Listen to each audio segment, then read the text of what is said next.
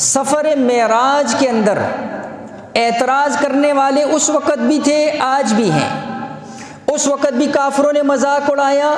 اور ظالموں نے کیا کہا؟ کہتے ہم نہ کہتے تھے نعوذ باللہ یہ بہک گیا ہے، یہ بہکی باتیں کرتا ہے، یہ اپنے ہوش و حواس کے اندر نہیں ہے، بھلا ایک بندہ رات کے ایک چھوٹے سے حصے کے اندر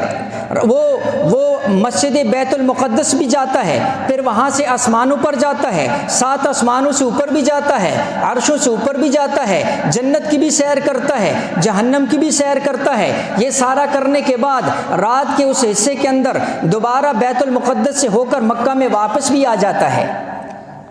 کافروں نے اس وقت بھی مذاق اڑایا، آج بھی عقل کے پجاری کہتے ہیں ہو نہیں سکتا ہے، درمیان میں رکاوٹیں ہیں، سائنس کہتی ہے درمیان کے اندر آگ کا سمندر ہے، خلا ہے،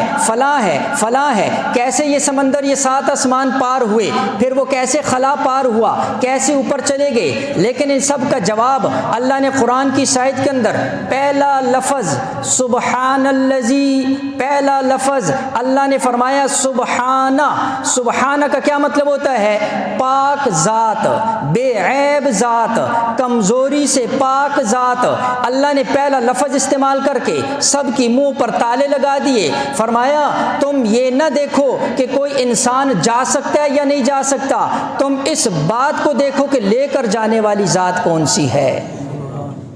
لے کر جانے والی ذات کون سی ہے۔ سبحان الذی،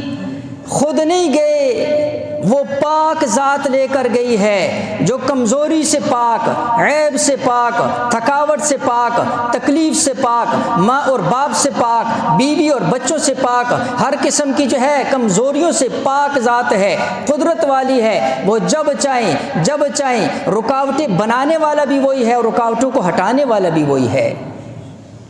سب کے لیے رکاوٹ ہے، لیکن جس کے لیے نہ چاہے اس کے لیے کوئی رکاوٹ نہیں ہے۔ سبحان الذی اسریٰ، فرمایا وہ پاک ذات ہے، وہ لے کر گیا ہے۔ اس لیے علماء نے لکھا عقل کے پجاریوں کے لیے منہ بند کر دیے کہ جب بھی کوئی دین شریعت کی قرآن سنت کی بات آئے، یہاں پر عقل کے نہیں بلکہ ہم قرآن اور سنت کو دیکھیں گے۔